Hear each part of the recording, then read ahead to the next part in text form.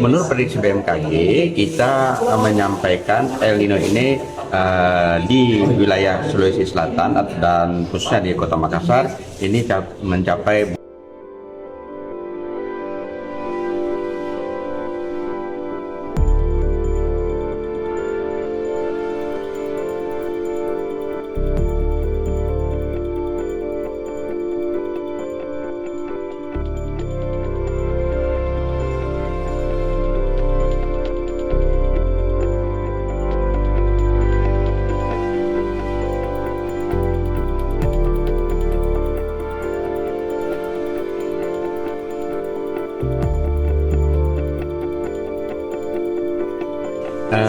menurut prediksi BMKG, kita menyampaikan El Nino ini di wilayah Sulawesi Selatan dan khususnya di Kota Makassar ini mencapai bulan Oktober.